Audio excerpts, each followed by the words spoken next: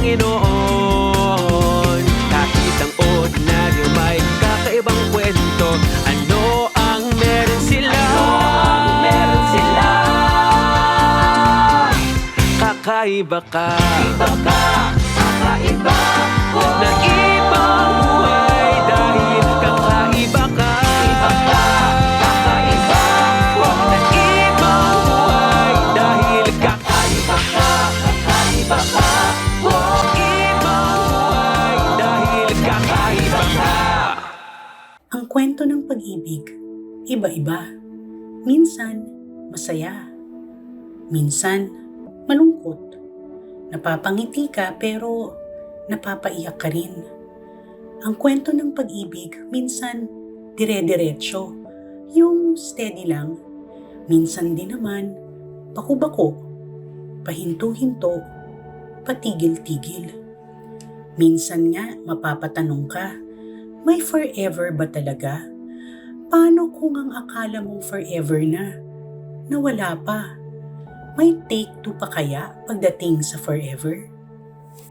February is a special time to celebrate love. This month, we will be doing just that by sharing with you very inspiring stories that will make you fall in love all over again. Today, we will be talking about second time around love between a widower, a widow, and their children.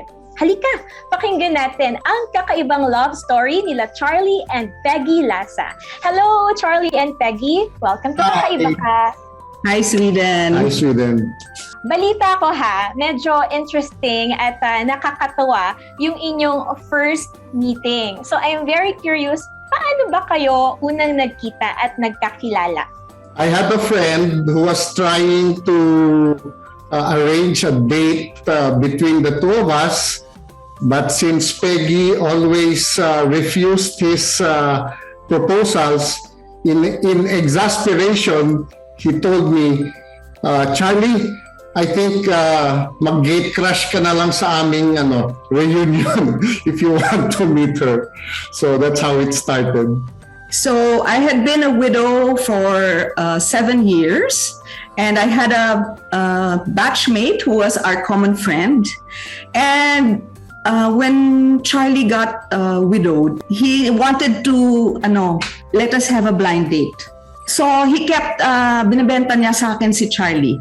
Pero ako naman, since I was already very contented and happy being where I was not really open to having a blind date. And I was telling him, nung bata ako, hindi ako nagba-blind date. Ngayon pa, I'm already I think I was in my 40s. So, but he kept insisting. And so to make it hard for him, I told him, kasi ang gusto ko kasi mayaman. That was just, of course, to dissuade him from forcing me to go on a blind date. And he said, mayaman to. He's a plastic surgeon. And I said, actually, ayoko naman talaga ng mayaman. Sabi niya, hindi masyado. And so I said, hindi, actually, ang gusto ko kasi gwapo. Tapos sabi niya, gwapo to. Gwapo naman talaga, di ba? And I said, actually, ayoko naman talaga ng gwapo. And he said, hindi masyado. So I said, actually, ang talagang gusto ko, matalino. And he said, matalino to, magna cum laude. And I said, di ko naman masasabi na ayoko matalino, na hindi matalino, right? I mean, I really want matalino. So I said, basta ayoko. And so that's how it started, that he had to tell Charlie to do it a different way kasi no way was I gonna go on a blind date. So, Charlie, nung nag-gate crash ka ng reunion na yon, what was going inside your head the moment you met Peggy? As you know, I'm a plastic surgeon. So the first thing that you try to evaluate is the physical. So, tinitignan ko yung kanya facial proportions, kung maganda, was she pleasing, etc., etc. Pumasa eh. Yun naman, pumasa. Pasadong-pasado, Charlie. Pasado. With honors. With honors, magpang-magna cum laude rin. Suma. How about you, Peggy? Ikaw naman, anong first impression mo and reaction mo upon meeting Charlie for the first time just sa Gate Crash reunion? When I first saw him, hindi ko naman alam na siya yon, yung minamatch sa akin. Now, nung sinabi yung pangalan niya, kasi sinabi naman sa akin yung pangalan, in my mind, oh no, ito yung minamatchmake sa akin. So when we got to talk, I asked him, sabi ko, so you're a plastic surgeon. When you see people, do you actually think to yourself, ito, magandang nose lift, whatever, ganyan, And then he said, yes. And I'm like, oh my gosh. So when I got home that night, for the first time, I looked in the mirror and said, oh, may wrinkles na kaya ako. After that evening, I understand si Charlie, you started getting in touch with her na that week. Tama ba? Can you share more about that? She didn't give me any contact number whatsoever, nothing, no email. So I had to be resourceful. So since I told you previously na I knew her other classmates, sila ang tinawagan ko. He first called me in the office, and of course I didn't have time to talk to him. It was in his second call when he called me in the house that I found that he was very easy to talk to. Marami kaming common topics to talk about, and I don't know, we talked for so long, it was like I went back to Telebabad like a teenager. So you started to become friends na? Yes. And then, how did you start going out? Ayan. At first, I wanted to stick to telephone calls because I didn't want to, let's say, upset my daughter with the thing about, oh, mom's going out. I actually wasn't really open to getting married again. It was only when one of my friends and one of yung mga kasama namin sa prayer group told me that I had to be open to God's will, that I really considered taking it seriously, what I was getting into. And how was your first date naman? Her mom was very strict, even though she was already 40 and I was already a practicing surgeon. Parang she was treating us like teenagers. And there was this rule that if we went out, we needed a chaperone. So I found that my youngest son, Christopher, was someone I could rely on and count on to be my chaperone. So the first time we went out, siya yung aming chaperone. Para sa kaalaman na ating viewers, no, si Charlie kasi, he has 2 sons. And then Peggy has a daughter. So when you guys started going out, how did your respective children react to that? My daughter was super suspicious. She was like, she knew a lot of titos na mga kaibigan ko na men.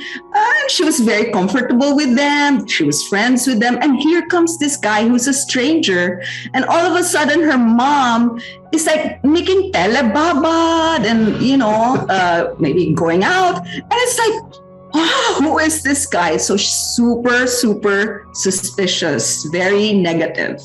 One time, I was visiting Peggy at home. So I found Elise seated at one end of the sofa in their living room. So I approached her because she looked sad. Oh, Elise, how come you look so sad? She looked at me and she told me, because you're ruining my life. So I was taken aback, But somehow I kept my composure and I told her, Elisa, I understand what you're going through, but you have to be trusting that your mom will not do anything that will bring harm to you or will make you unhappy. She has your interests firsthand, And if the time comes that, we find out it doesn't work out, I'll have to accept it. Sa'yo, Peggy, nung nalaman mo na ganun yung mga reaction ni Elise, paano mo kinakausap si Elise? Well, I told Elise that, we were only talking on the phone and I hadn't made any decisions, and it takes a long time before you decide on anything. I have to pray about it. I have to know that he's good for her. I told her not to worry because I would not make a decision, hastily, and I would, do it step by step. Kay Charlie naman tayo, how did your two sons react to you and Peggy going out? Well, Peggy didn't have any problems at all with my youngest one, with Christopher. Christopher liked her from the start. With Carlo, my eldest, he asked me to hold off for another 5 years. Yes, so I had to explain to him that his brother also needed the love of a mother, and I cannot provide both needs that a father and a mother can give a child. So my son Carlo naman realized that I was out for their welfare. I told him, I'm not gonna marry a wicked person who'd be a wicked stepmother. Balita ko, di ba, meron din kayo mga dates na ang chaperones nyo mismo ay yung kanya-kanya ninyong mga anak. So, paano ang setup pagka ganun? It's a family date. Yeah, it's actually a family date. Did that contribute to, getting to know each other more and better? Definitely. And also, Peggy's family would go on vacations, family vacations in Cebu. They would invite us because they also wanted to know me and my children. So that helped a lot, especially with my children. They got to know Peggy's family, and they found out they were not wicked at all. Now that we've talked about your dating journey and how you were able to introduce your children to one another, what steps did you take naman to arrive at the decision to finally tie the knot? She would often tell me, I'm not available because I have a prayer meeting, etc., etc. So it seemed that her prayer group really was something that was taking up a lot of her time. And I wanted to find out, what is this prayer group all about? She ended up inviting me to attend the meetings. And I would participate in their small group meetings. She would invite me also later on to the bigger prayer meetings. And I actually liked what I saw. And then I was invited to take the ECLS, the Empowered Christian Living seminars at the time. And I found out that this was the kind of life that I wanted to live. So Peggy, when Charlie started joining the prayer group, ano naman yung tumatakbo sa isip mo noon? Tumatakbo ba sa isip mo na, teka, talagang seryoso ata talaga to? Talagang sumasali na siya. May ganun bang tumatakbo sa isip mo noon? When you're already in your 40s and somebody's calling you, alam mo na seryoso. I know that he's really serious in his intentions. But ako, it really took me a long time to decide, because one of the things that I had to really pray about was my fear of experiencing the pain of losing a husband again. I would think to myself, wala namang guarantee, di ba? Kahit nag-asawa ka ulit, how do you know what will happen in the future? And so, parang feeling ko, masaya na ako. Why do I have to... There's too many unknowns with making a decision like this. One of the unknowns would be would he want to join me in my prayer meeting? Which was, yes, very important to me.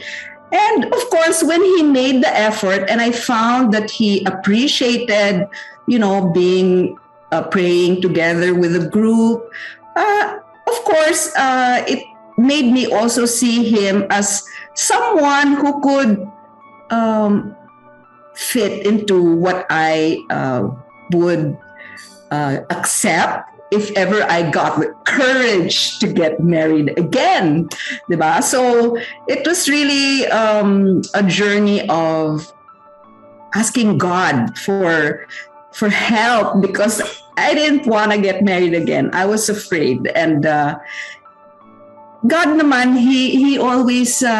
I felt the assurance, and in the way that Charlie dealt with me, in the way that he also tried to appreciate the things that I appreciated.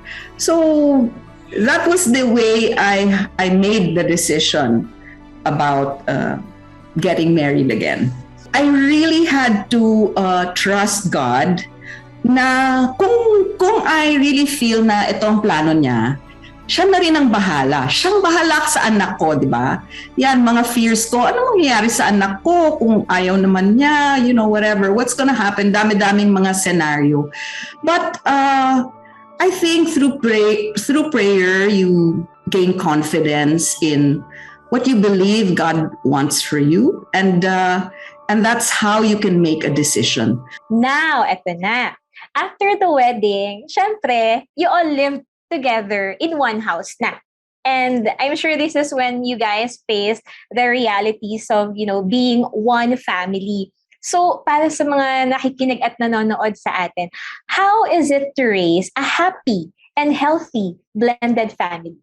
First, when it comes to taking care of the children, one of the issues that you have to address is discipline, di ba? So we had an agreement that the biological parent would be in charge of the discipline of her or my children. So let's say if it was something that was dealing with Elise, I would let Peggy deal with it, and same thing with my children. Peggy would expect that I would be the one to deal with my children. I would say I was challenged because, when you get married for the first time, after you get married, dalawa lang kayo sa bahay. And then, para kayong nag-honeymoon pa rin because, you can go out anytime you want, and you're just continuation of being engaged.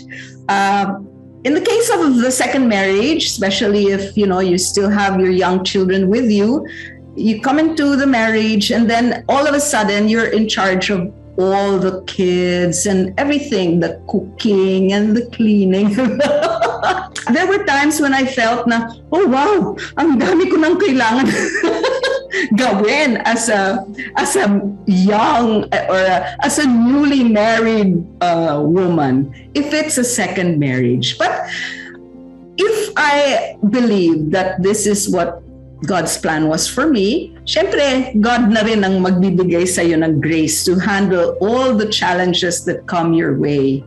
And kaya naman. So, paano naman yung naging relationship nung tatlo? Nung isang bahay na lang kayo lahat nakatira? It was just like any normal family, Elise and Christopher would have some disagreements and spats. And Carlo would come in and try to be the mediator.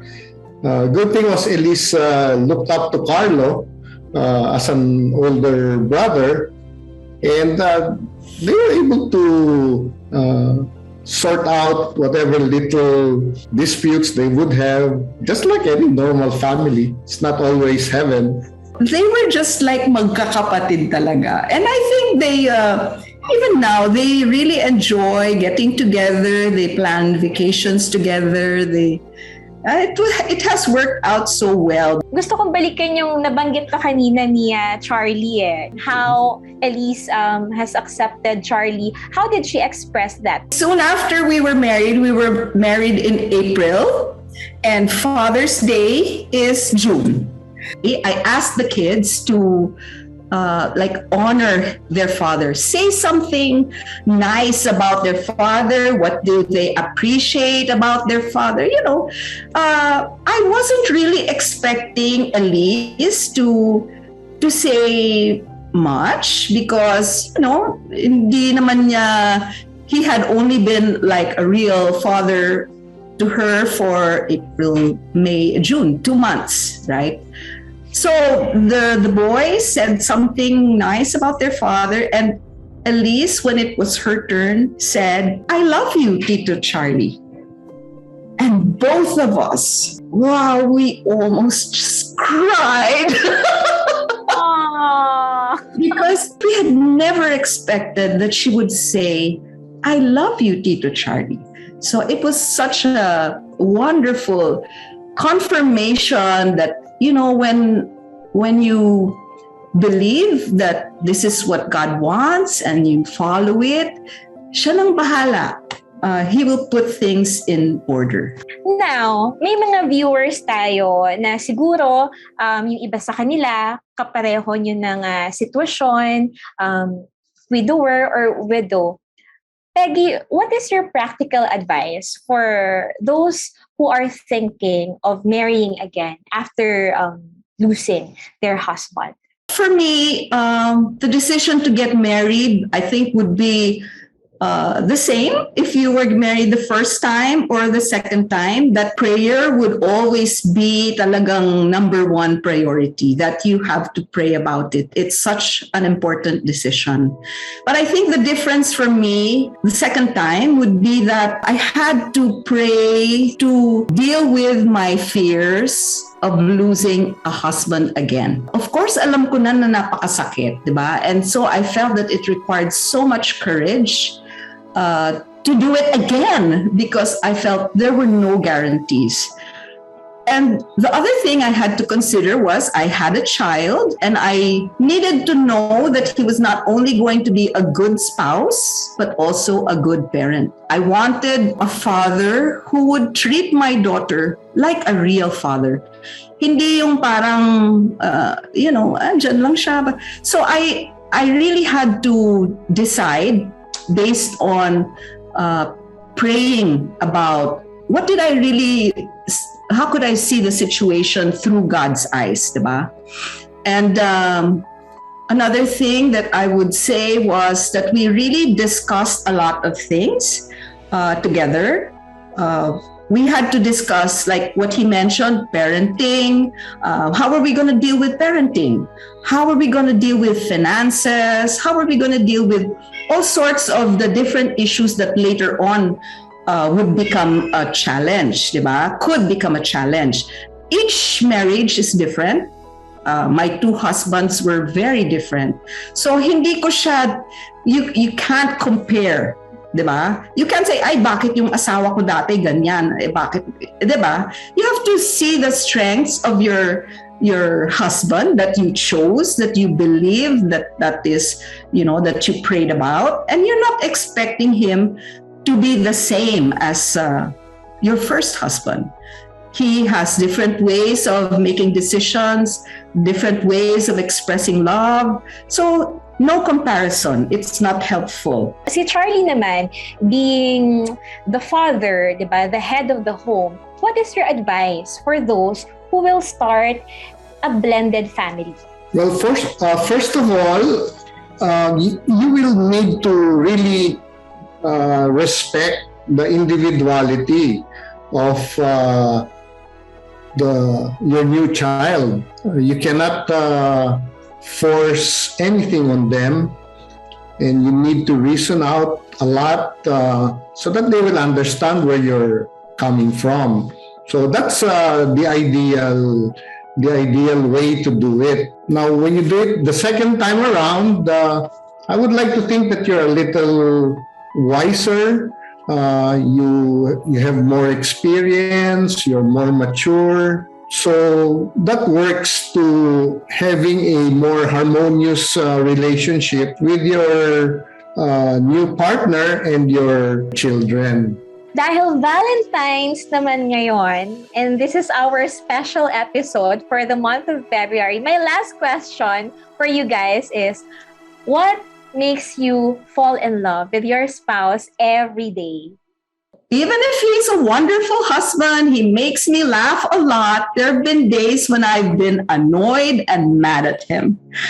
But I would say that that's not important because love is not a feeling, it's a decision that we make.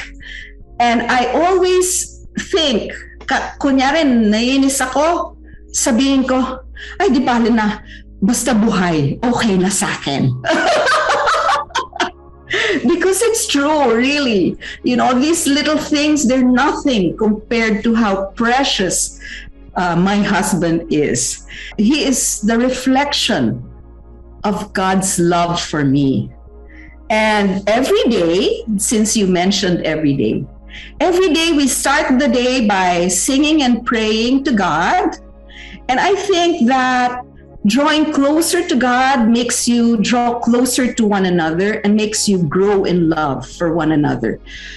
I think that the kind of love that grows is the real kind of love, not the romantic Valentine's kind of love that is based on, you know, how you feel. It is a love that is patient, forgiving. Kailangan talaga ng forgiving, a love that is faithful. So this is the kind of love that makes a marriage last. And I think that having God at the center of our marriage, that's what makes this marriage full of love. You used that phrase, falling in love. I actually do not like that phrase. I don't think that you fall in love as if it was something that you unexpectedly fall into. To me, like she mentioned it, love is a decision. You make a conscious decision to love somebody, to accept everything about her, including her faults. And as Peggy has mentioned, sometimes no matter how much your will is to keep things together, the actual secret is to let God be the glue that keeps you together. Then the other things will fall in place. Knowing her love language, you would want to please her as much as you would. Because I don't think I consciously try naman to annoy her or to make her mad at me. Sometimes I just do something that I didn't realize she didn't like. Now sometimes she asks me, if you had to do it all over again, would you do it? So I answer her with an analogy. It's like walking along the beach and you find the diamond lining among the sand particles. Hindi pa kukunin yung diamond na yun. Di ba? Walang naman pabayaan mo o di mo pa pansinin. And I found that in my life, she was that diamond. So when I met her, di ko siya talaga papakawalan. Nakakakilig. Saka kayong dalawa, meron kayong mga tinginan na parang gets nyo na agad yung isa't isa pag nagkatinginan kayo eh. Thank you very much, Charlie and Peggy. Nakakatuwa. Talagang kakaiba yung inyong love story. Hey, thank you so much. Thank you very much, Charlie and Peggy, for sharing your kakaibang love story with all of us. Talaga namang nakakakilig listening to your story, lalo na yung mga tinginan ninyo kanina. And I'm sure that you also have inspired so many of our viewers, not only with your story, but the journey of trust and openness. Indeed, the Lord has a perfect plan for all of us. Minsan pa nga, yung mga twists and turns sa buhay natin can lead us to something even more beautiful if we choose to trust the Lord completely. In the case of Charlie and Peggy, they were able to give love a second chance when they trusted God's plan for them and their children. Maraming salamat po for joining us today, and may we all be inspired to love even more, and may we always trust God's plans for our lives. Ako po, si Sweden Velado Ramirez. Samahan niyo po ulit kami sa iba pang kakaibang kwento dito lang sa Kakaiba Ka. Kakaiba ka, iba ka, kakaiba, kakaiba ka, iba ka. Hi! Thank you very much for joining me sa pagtuklas ng mga kakaibang kwento dito sa Kakaiba Ka. Please like, follow, and share our Facebook page para mas marami pa ang makapanood. I'd also like to invite you to watch Open Door Sunday. Tuwing first Sunday of the month po yan ha. Ito po ay isang virtual inspirational program na for sure ay kapupulutan nyo ng mga iba pang kakaibang kwento at aral. Just click their Facebook page na makikita ninyo sa comment box. Muli ako po si Sweden Valado Ramirez. Kita-kita po ulit tayo sa susunod na episode ng Kakaiba Ka. Kakaiba ka, kakaiba ka, oh.